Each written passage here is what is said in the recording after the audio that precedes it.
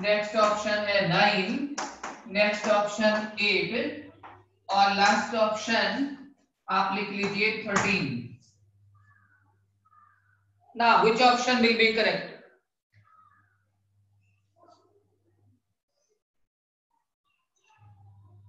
बहुत अच्छे बेटा।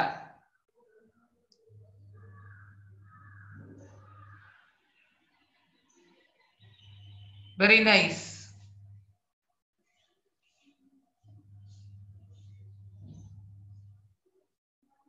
हाँ, इट्स विल बी 9।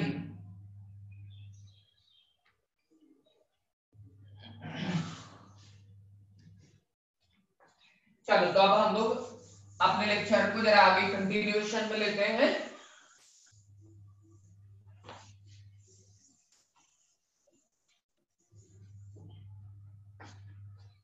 हमने आपको एक ओरिजिनल फॉर्मूला लिखा था कि नॉर्मेलिटी इक्वल टू होता है W upon E into 1000 by V।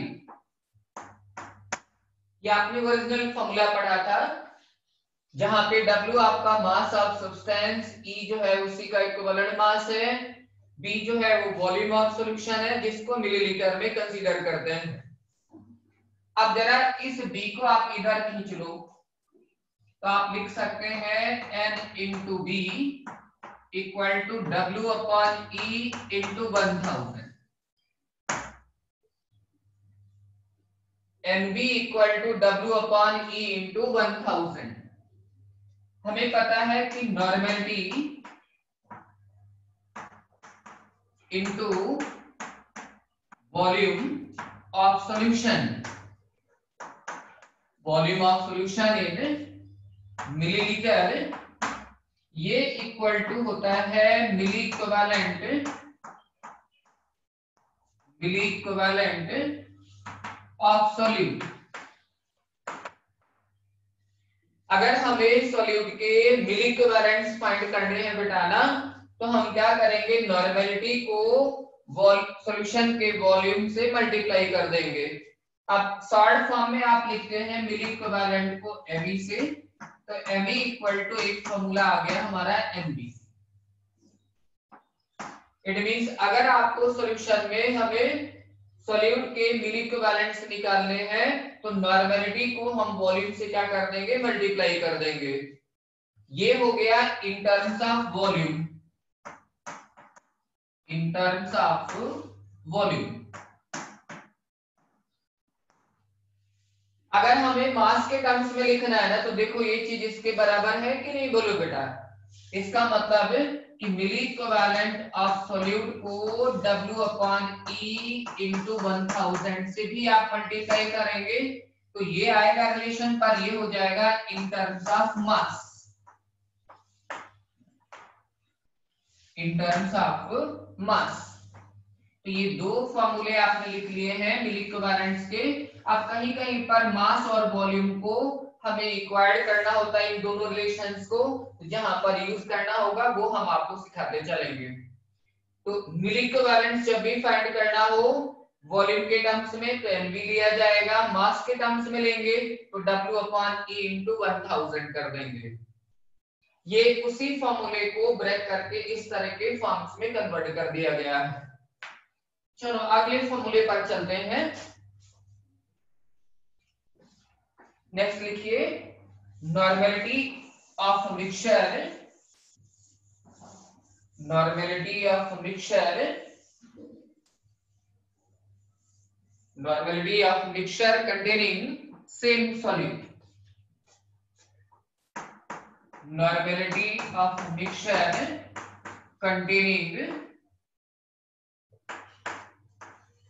containing same solute,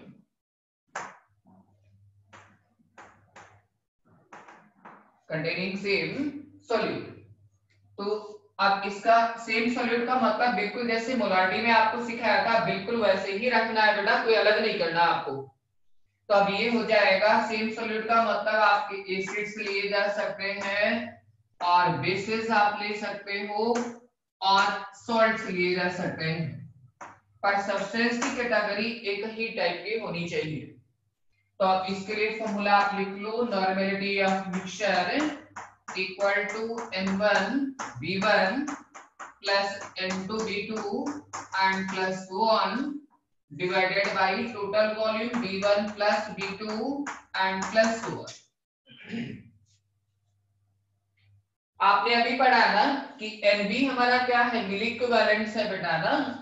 इसका मतलब सॉल्यूट के टोटल मिली इक्विवेलेंट्स को जोड़ करके अगर हम टोटल वॉल्यूम से डिवाइड कर दें ना तो हमें मिक्सचर की नॉर्मेलिटी पता लग जाएगी।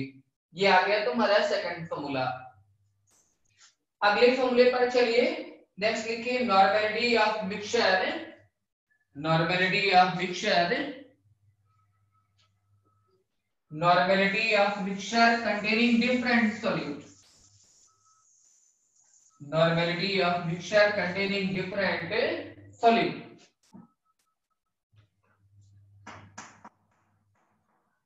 Normality of mixture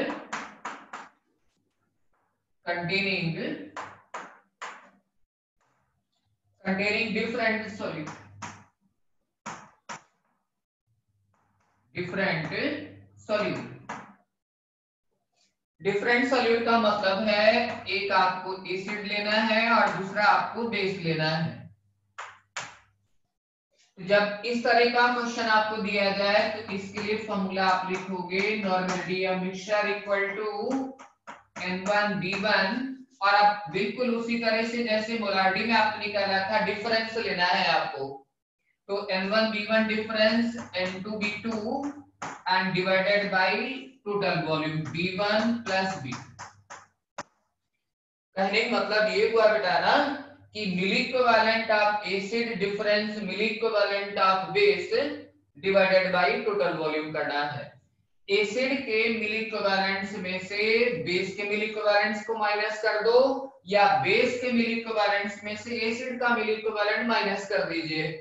अब वो डिपेंड करता है कि इन दोनों में से ज्यादा कौन सा है, तो जो ज्यादा होगा उसमें से कम वाले को हम लोग क्या कर देंगे, माइनस कर दिया जाएगा। ये हमारा नेक्स्ट फॉर्मूला आ गया। अगले फॉर्मूले पर चलिए, लिखिए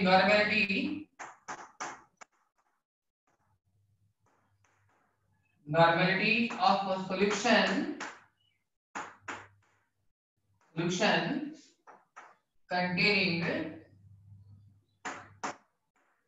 containing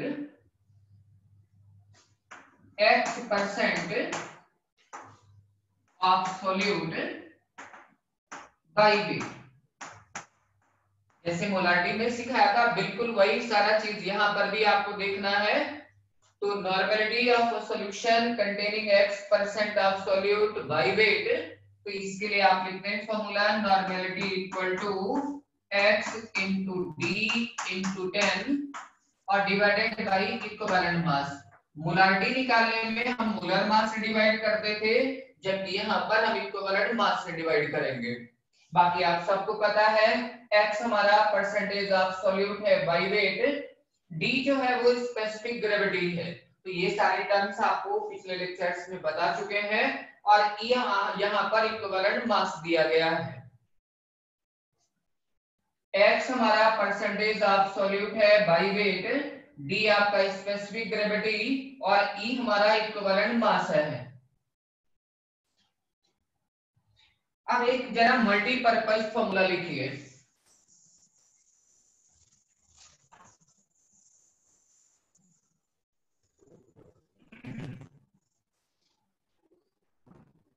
लिखिए मल्टीपर्पज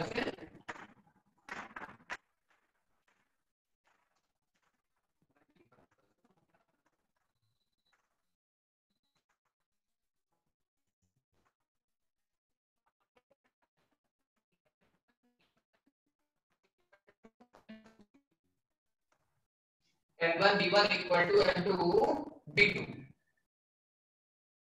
अब इस फॉर्मूले को कहां पर आप यूज करते हैं ना, वो चीज बस आपको सीख लेना है। जैसे आप लिखिए केस 1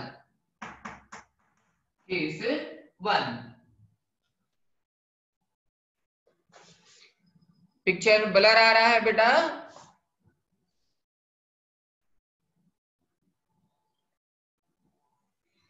वो थोड़ा सा कहीं कहीं पर कनेक्टिविटी गड़बड़ होती है बेटा ना, तो थोड़ा सा गौर, बीच बीच में सही हो जा रहा है या नहीं?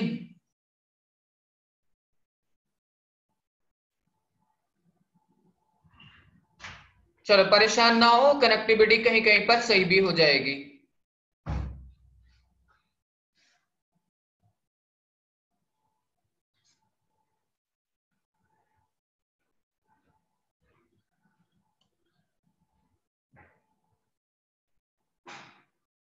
चलो एक बार जरा हम देख ले रहे हैं, परेशान ना हो, ठीक है, कोशिश कर रहे हैं। हमेशा ब्लर आता है या बीच में करेक्ट सही हो जाता है बेटा?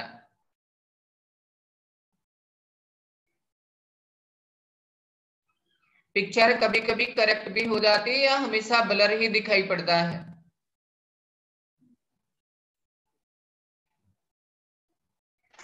और जो ऑडियो है वो ठीक आता है बेटा?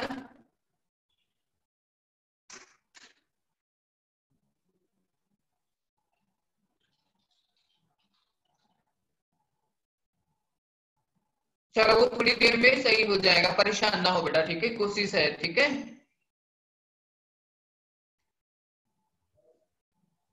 वो थोड़ा कभी कभी वेदर गड़बड़ होता है ना, तो उससे भी गड़बड़ हो जाता है, यहाँ थोड़ा बदली है ना।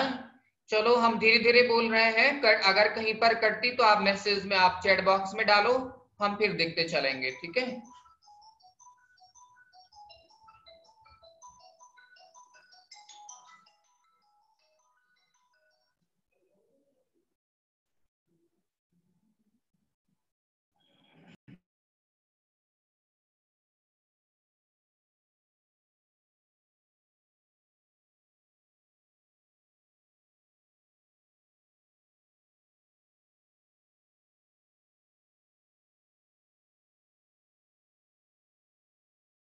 चलिए, जैसे केस वन आप लिखते हैं ना, देखिए, फॉर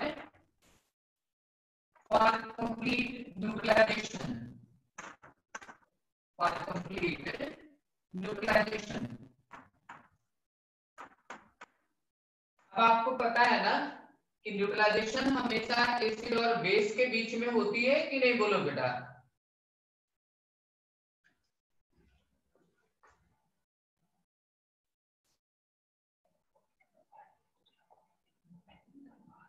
हाँ देखो जरा, अच्छा एक मिनट बेटा, जरा देखता हूं मैं।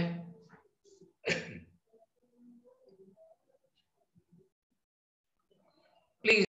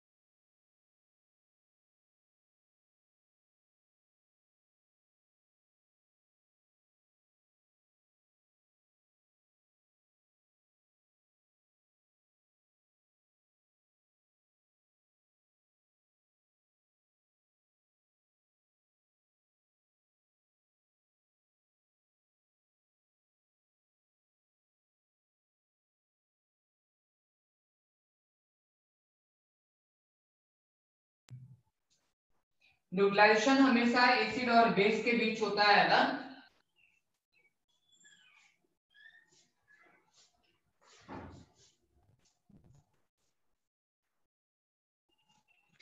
अच्छा जरा 5 मिनट रुको बेटा, जरा हम जब इसको करेक्ट करने की कोशिश करते हैं ना, प्लीज वेट।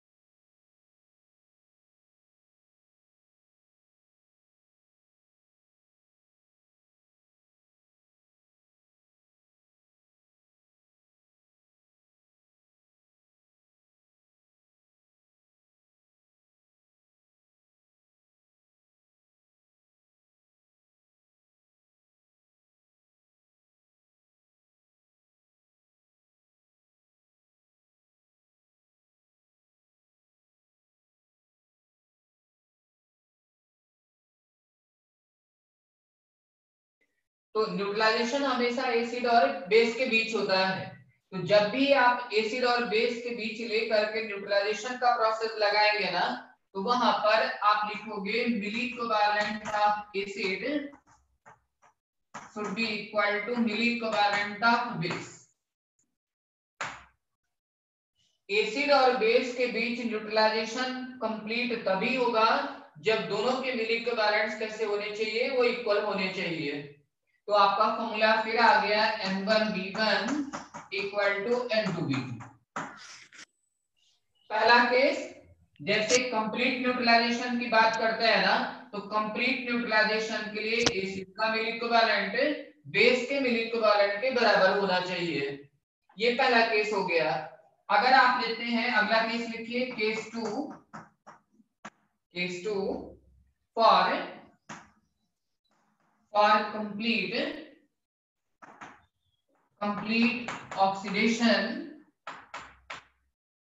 complete oxidation और रिडक्शन। ये दोनों प्रोसेस साइमल्टेनियस होते हैं बेटा ना। तो कंप्लीट ऑक्सीडेशन बोले या कंप्लीट रिडक्शन की बात करें ना, अब आपको पता है कि रिडॉक्स प्रोसेस में एक हमारा होता है ऑक्सीडाइजिंग रिएजेंट और दूसरा होता है आपका रिड्यूसिंग रिएजेंट। रिडॉक्स प्रोसेस में हमेशा दो रिएजेंट्स आपके लिए जाते हैं, एक आप लेते हैं ऑक्सीडाइजिंग और दूसरा आप लेते हैं रिड्यूसिंग रिएजेंट। तो जब भी वो बात करें क्वेश्चन में कि कंप्लीटली ऑक्सीडाइज हो रहा है या कंप्लीटली रिड्यूस हो रहा है ना, तो उस केस में भी आप यही चीज यूज करेंगे। इसका मतलब यहाँ पर होना चाहिए मिली इक्विवेलेंट ऑफ ऑक्सीडाइजिंग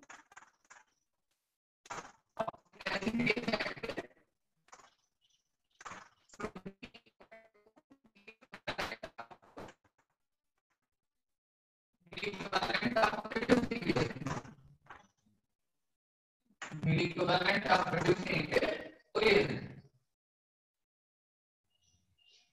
तो अब यहाँ पर भी वही फॉर्मूला लग गया N1B1 equal to N2B2। N1B1 equal to N2B2 आप यूज करेंगे। तो ये केस 2 के लिए हो गया। एक केस और आप लीजिए, now case 3 for complete reaction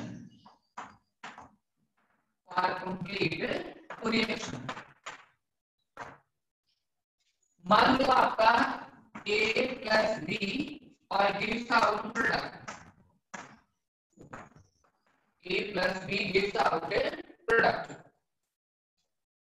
आपसे कहा जा रहा है कि A और B कंप्लीटली रिएक्ट करके कोई प्रोडक्ट बनाना चाहते हैं।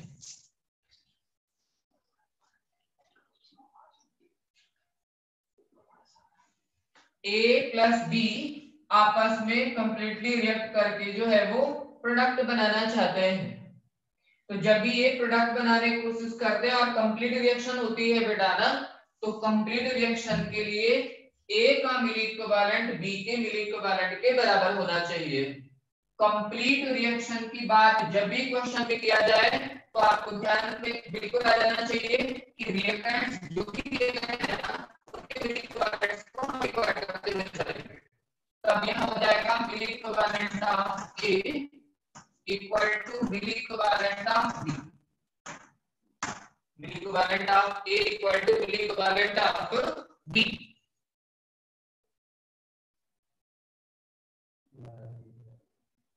ऑडियो नहीं आ रही है बेटा?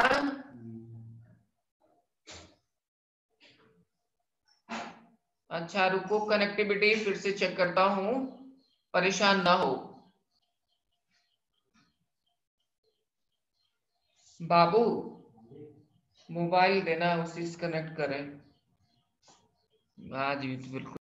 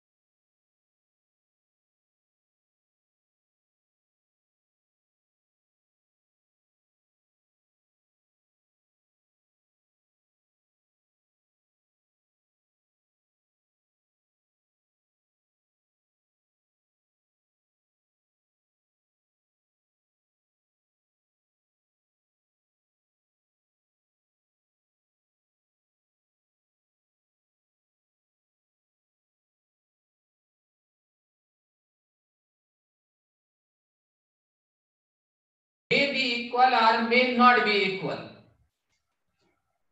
may be equal or may not be equal, किसी भी केमिकल रिएक्शन में रिएक्टेंट्स और प्रोडक्ट्स के मोल्स आपके इक्वल भी हो सकते हैं और अनइक्वल भी हो सकते हैं, पर जब इनके मिल इक्विवेलेंट्स या इक्विवेलेंट्स कंपेयर करोगे बेटा ना, वो हमेशा बराबर रहेंगे, वो हमेशा इक्वल होते हैं, वो कभी अनइक्वल नहीं रह सकते हैं।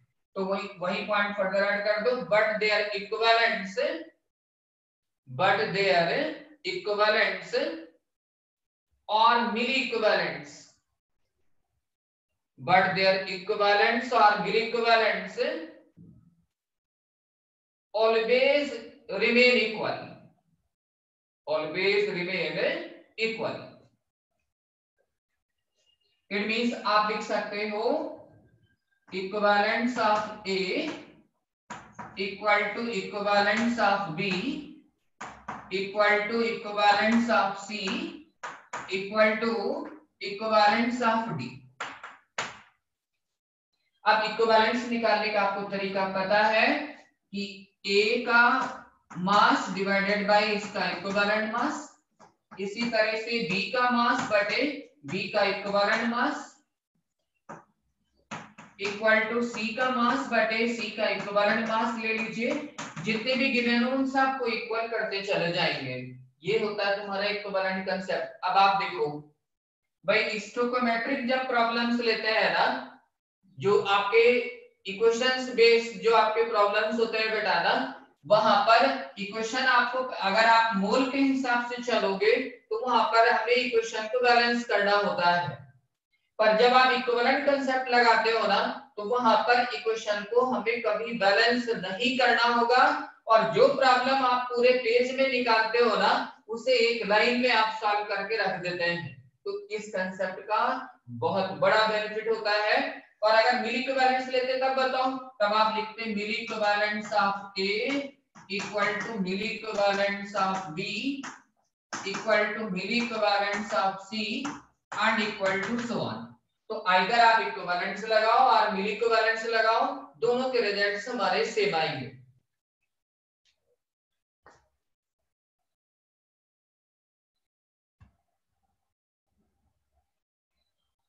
हाँ, कहां से रिपीट करना है बोलो बेटा, लास्ट लाइन या पूरा बिगिनिंग से फिर से देख लीजिए। सभी लोग ध्यान से सुनिए बेटा, थोड़ा सा डिफिकल्ट चीजें होती है ना। चलो एक बार फिर से, ठीक है। जैसे मान लो ये कोई जनरल रिएक्शन लिया ना आपने, N1 mole of A plus N2 mole of B gives out M1 mole of C plus M2 mole of D। अगर इसी इक्वेशन को लिया जाए ना, तो आप देख रहे हैं कि A, B, C और D इनमें से किसी के भी मोल्स बराबर नहीं है। ये पहली बात सबके समझ में आई ना। इस पर्टिकुलर रिएक्शन में आप देख रहे हो कि किसी भी रिएक्टेंट और प्रोडक्ट के मोल्स बराबर नहीं है। पर मान लो अगर ऐसे लिखा होता है ना, A plus B gives out C plus B, मान लो यहाँ पर एक मोल, ये एक मोल, ये एक मोल, तो मोल यहाँ पर तो मोल बराबर है, पर ये हमेशा नहीं होगा बेटा। तो वही हमने पॉइंट आपको बताया ना कि किसी भी केमिकल रिएक्शन में रिएक्टेंट्स और प्रोडक्ट्स के मोल्स आपके इक्वल हो भी सकते हैं और ज्यादातर आपके अनइक्वल रहते हैं। तो मोल्स हमें नहीं लेना, हमें इक्विवेलेंट्स लेना है। तो जब आप इक्विवेलेंट्स की बात करोगे ना, इन सबके इक्विवेलेंट्स आपस में हमेशा बराबर होते हैं, वो कभी भी अनइक्वल नहीं होंगे। Never they are unequal, they always remain equal. जैसे A का इक्विवेलेंट B के इक्विवेलेंट के बराबर होगा, इसी तरह से B का इक्विवेलेंट C के बराबर होगा, C का इक्विवेलेंट D के बराबर होगा। या अगर मिल इक्विवेलेंस लेते तो वो भी सभी आपस में क्या रखेंगे, रिलेशन, वो सभी इक्वल का रिलेशन रखेंगे। अब बात क्लियर हो गई बोलो बेटा, पूरी बात समझ में आई? जो रिलेशन आपको बताया वो समझ में आया बोलो बेटा?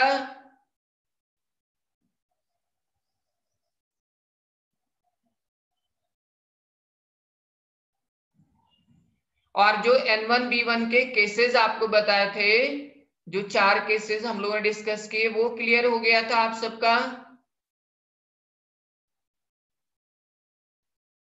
Acid base neutralisation, oxidation reduction की बात की थी हमने, कंप्लीट रिएक्शन की बात किया था और डाइल्यूशन की बात की थी।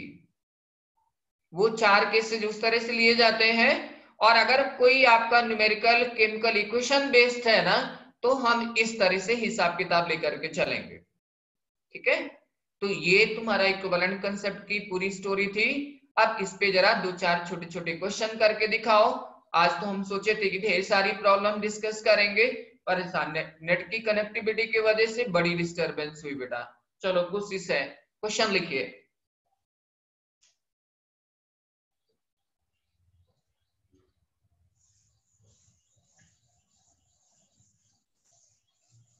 Calculate normality of following solutions.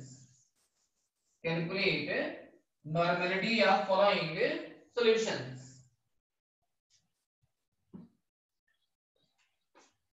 Calculate normality of following solutions. Following solutions.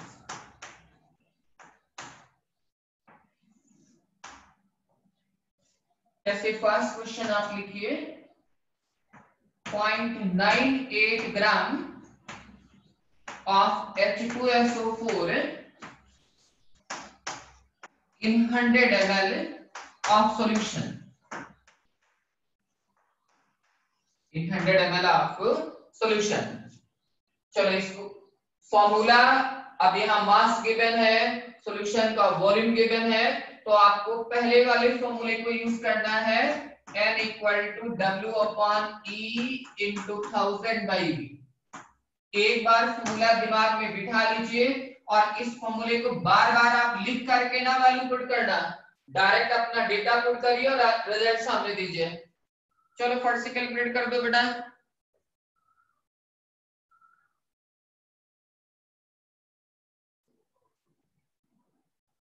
इस क्वेश्चन का आंसर बहुत क्विक दीजिए।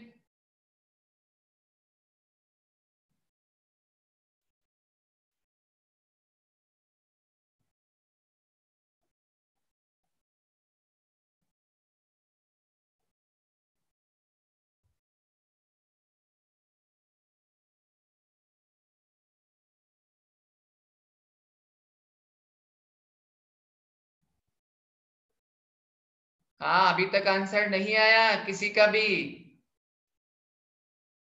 मुनीष बेटा, कुसुम, ललिता, निशांत 0.1, सिया 0.2, बंसिता 0.2, कृतिका 0.1, कुसुम अगेन 0.2।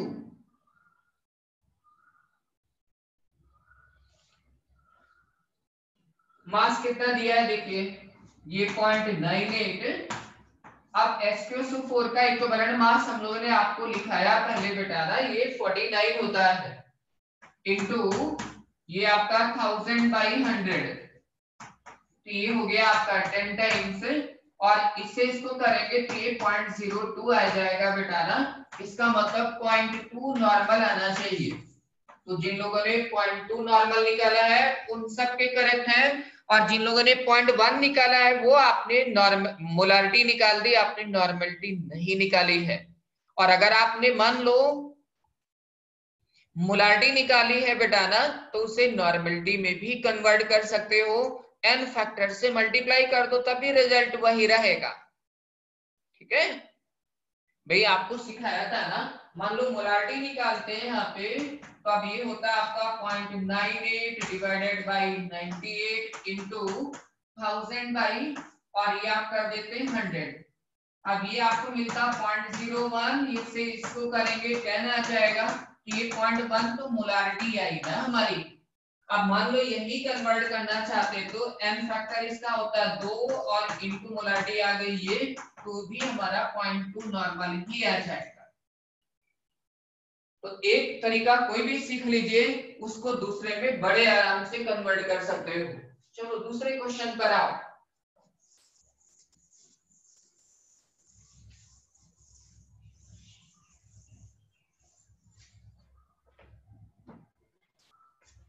हाँ नेक्स्ट लिखिए 6.3 gram of oxalic acid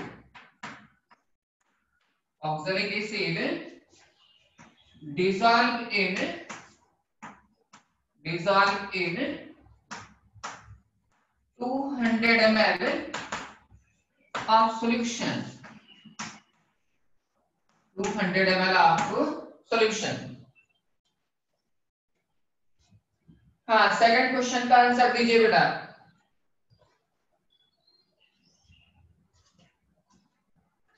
formula यही वाला यूज करना है आपको दोबारा, और ऑक्सैलिक एसिड का इक्विवेलेंट मास आपको सिखाया था हमने लास्ट टाइम पर। मान लो अगर नहीं याद आ रहा है तो आपको फॉर्मूला लिख दे रहे हैं H2C2O4 डॉट ट्वाइस H2O, इसका मोलर मास होता है 126। It is a di basic acid. Equivalent mass find कर लीजिए यहां से।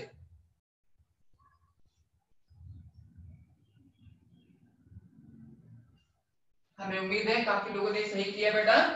6.3 डिवाइडेड बाय 63 into 1000 बाई, और ये हो गया आपका 200।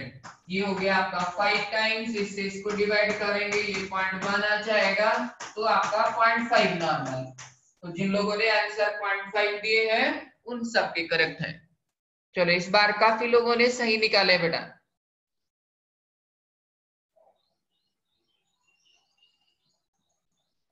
नेक्स्ट क्वेश्चन लिखिए।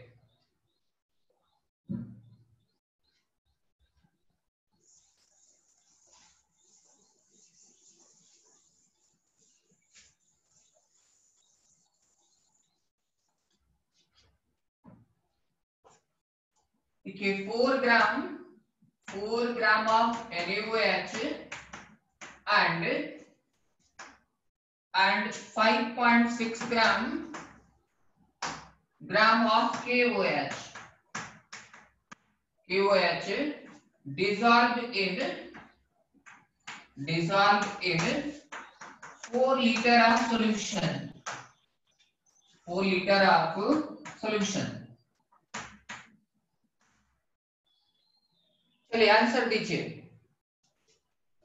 अब यहाँ पे आपने दो बेसेस ले लिए हैं बेटा ना, और मास के टर्म्स में लेना है, तो इसके लिए आप फॉर्मूला लिख लो। Normality of mixture equal to W1 upon E1 plus W2 upon E2 and plus 1 जितने भी गिवन हो ना उन सबके इक्विवेलेंट्स को जोड़ करके इनटू क्या करेंगे 1000 बाई B कर दीजिए, जहां पर B आपका सॉल्यूशन का वॉल्यूम है जिसको मिलीलीटर में पुट करना है।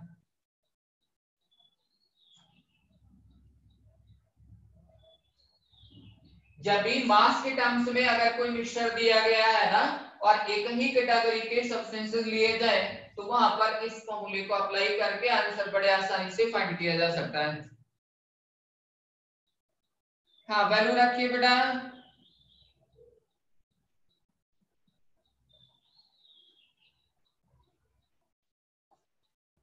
सबके मासेस दिए हैं, इक्विवेलेंट मास आप सबको पता है, बस आपको वैल्यू रखना फॉर्मूले में और आंसर्स देने हैं।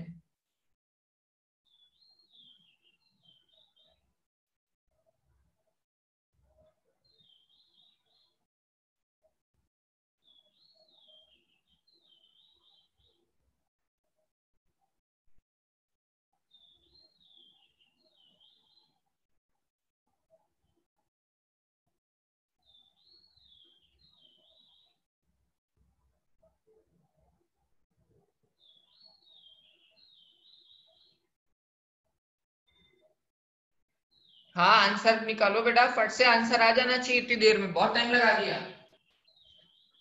भाई NaOH का मास देखो कितना दिया 4, और NaOH का इक्विवेलेंट मास होता 40, इसका मास दिया 5.6 और इसका इक्विवेलेंट मास 56, क्योंकि ये सभी तो आपके मोनो एसिडिक बेस है ना, और इनटू आप लिया 1000 डिवाइडेड बाई ये हो गया 4 लीटर है तो इसको ml में कन्वर्ट कर दो, ये हो गया 4000। भाई इससे इसको कैंसिल करो तो ये 0.1 ये आ गया, इससे इसको कैंसिल करेंगे ये भी 0.1, दोनों का ऐड कर लिया ये हो गया 0.2, और ये इससे इसको कैंसिल कर दो तो 0.2 डिवाइडेड बाई हो गया 4। तो अब आपका यहाँ पर भाई डेसिमल हटा लो, ये देखिए 2 2 4 तो 1/20, इसका मतलब 0.05 नॉर्मल मिलेगा। इसने आंसर फाइंड किया 1/4 0.5 नहीं 0.05।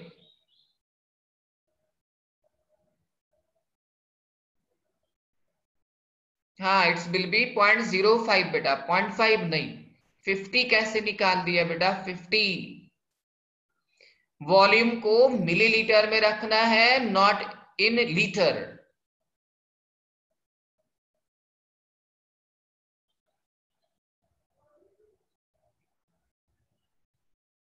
मुनीष बेटा आंसर चेक करो,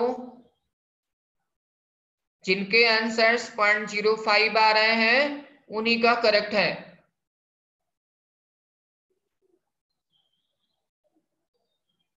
कैलकुलेशन बहुत सावधानी पूर्वक किया करो बेटा, क्योंकि आपके ऑप्शंस में जो आंसर आप निकालते हो ना वो भी मौजूद होते हैं, इसलिए कैलकुलेशन बहुत बढ़िया तरीके से करना चाहिए। चलो एक और क्वेश्चन लिखिए। देखिए n by 20 100 ml of H2SO4 plus n by 5 और ये आप लीजिए 200 ml of H2SO4, n by 10 100 ml of H2SO4 plus n by 5 200 ml of H2SO4। अब यहाँ पर देखो ना, दोनों सेम आपकी सब्सटेंस है, दोनों की नॉर्मलिटी गिवन है, दोनों के वॉल्यूम्स आपके गिवन है, तो इनके मिल इक्विवेलेंट्स को जोड़ करके टोटल वॉल्यूम से डिवाइड कर दीजिए।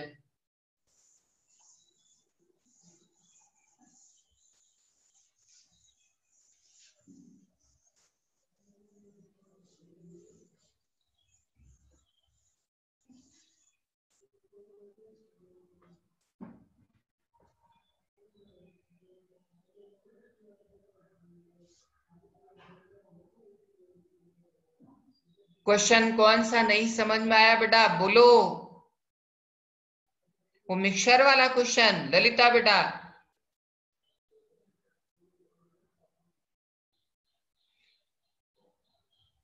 मिक्सचर्स दिया ना, तो मिक्सचर में दोनों के जो इक्विवेलेंट्स है उनको जोड़ करके फिर आप जो है 1000/b से मल्टीप्लाई करिए, और b को हमें b जो आपका वॉल्यूम है ना उसे लीटर में नहीं पुट करना है।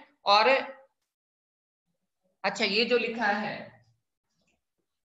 n/20 100 ml of H2SO4, फिर से सुन लो, n/20 100 ml of H2SO4 plus n/5 200 ml of H2SO4। n/20 100 ml पहले सॉल्यूशन का दिया है, और दूसरा आपने लिया है n/5 200 ml। केवल इतना डेटा है बेटा ना, और दोनों ही H2SO4 है, तो आपको मिक्सचर वाला फॉर्मूला यूज कर लेना है। Normality of mixture equal to n1b1 plus n2b2 and plus so on divided by total volume, यानी b1 प्लस b2।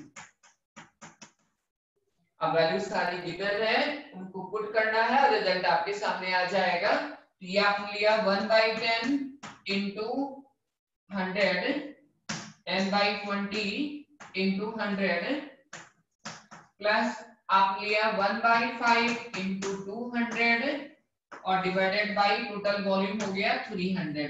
अब ये आपका आया 5 टाइम्स, ये हो गया आपका, ये आपको मिल गया 40, तो ये टोटल हो गया हमारा 45 डिवाइडेड बाय 300। इसको छोटा कर लो, 3 से कैंसिल कर दो, ये 15 डिवाइडेड बाय 100 हो जाएगा, if this will be 0.15।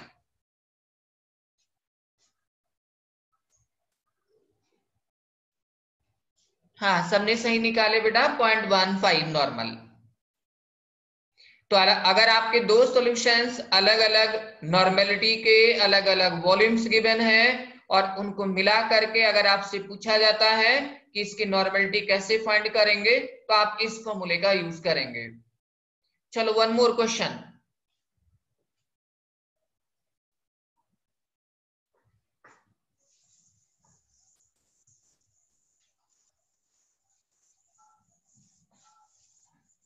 तो ये सिंपल टाइप के प्रॉब्लम्स हमें उम्मीद है आप लोग आसानी से फाइंड कर लेंगे, जो डायरेक्ट आपके फॉर्मूला बेस्ड हैं।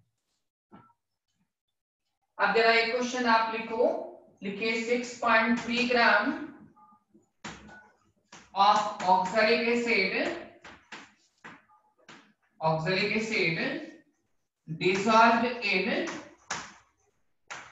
dissolved in 250 ml of solution. 250 ml of solution. 6.3 gram of oxalic acid dissolved in 250 ml of solution. 100 ml of this solution. 100 ml of this solution can neutralize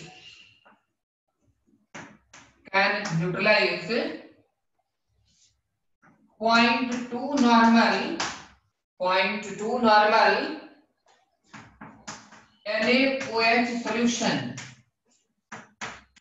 NaOH solution completely.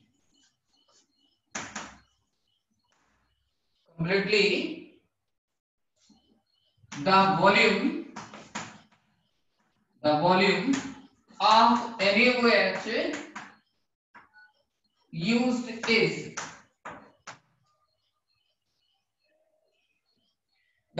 of NaOH used is ये थोड़ा सा अच्छा question है, जरा कोशिश करिए बेटा।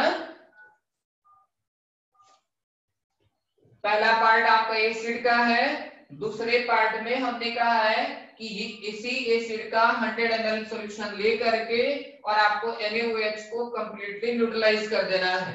और कंप्लीट न्यूट्रलाइजेशन का केस आपको हमने बताया था, कैसा कंसेप्ट लगाएंगे उसके हिसाब से वैल्यू पुट करना है और आंसर दीजिए।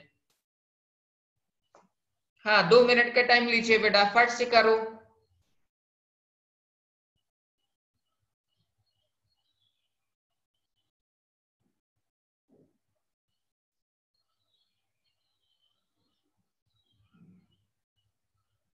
पहले ऑक्सैलिक एसिड सॉल्यूशन की नॉर्मेलिटी फाइंड करिए। पहले एक पार्ट तो करो बेटा।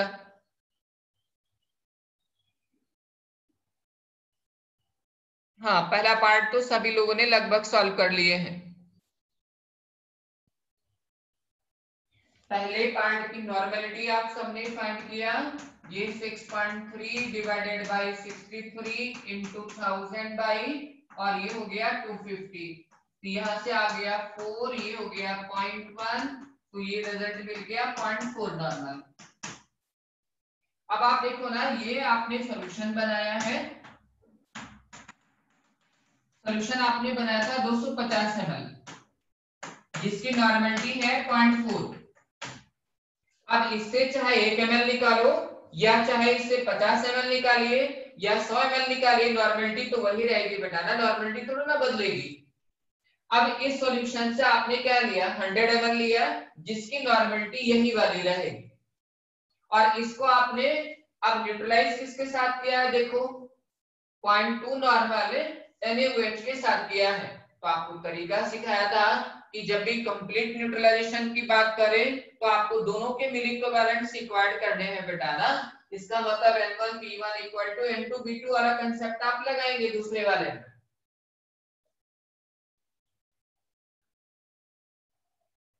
.04 कुसुम बेटा, 0.04 नहीं आएगा, कैलकुलेशन ठीक रखो।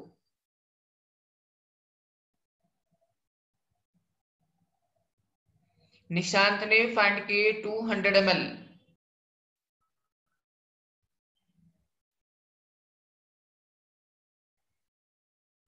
ईसा 20 ml।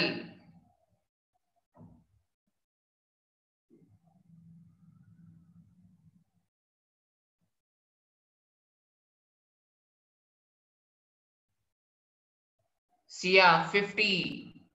सभी के आंसर्स वेरी कर रहे हैं बेटा। सिया 50 ml।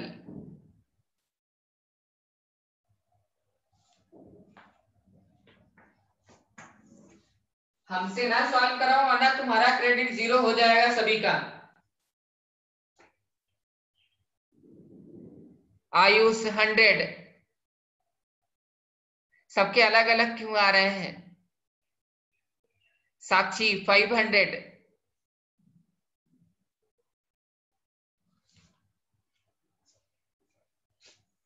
पूरा का पूरा 250 ml नहीं लेना है। अरे इस 250 में से 100 ml आपको लेना है। B1 के जगह पर आपको 100 ml पुट करना है। नॉर्मलिटी N1 आपका वही रहेगा 0.4 जो आपने निकाला है। N2 आपका गिवन है 0.2। तो क्या B2 नहीं फाइंड कर सकते हो? क्या बात करते भाई, बहुत।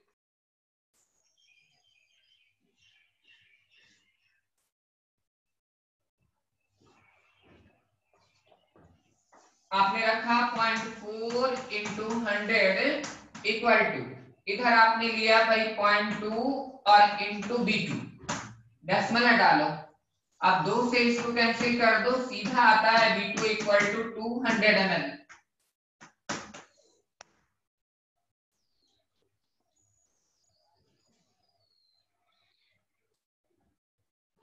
How you find the 40 ml?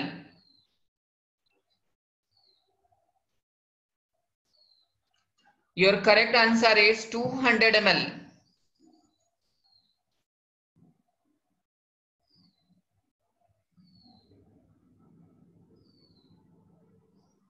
अब ऐसे ये कंपटीशन कॉम्पिटिटिव स्टूडेंट्स का तरीका नहीं होता है बेटा ना। अब ये थोड़ा ना लिखा जाएगा ऐसे स्टेटमेंट, यार N1 इतना, B1 या N2 इतना, उसके बाद B2 आपको फाइंड करना है। अरे कोई बोर्ड का एग्जाम देने जा रहे हो? ये तो आपको बहुत फास्ट चलना चाहिए ना। जो कंसेप्ट सिखाया जाता है उस कंसेप्ट को लेकर के तब आप चलें।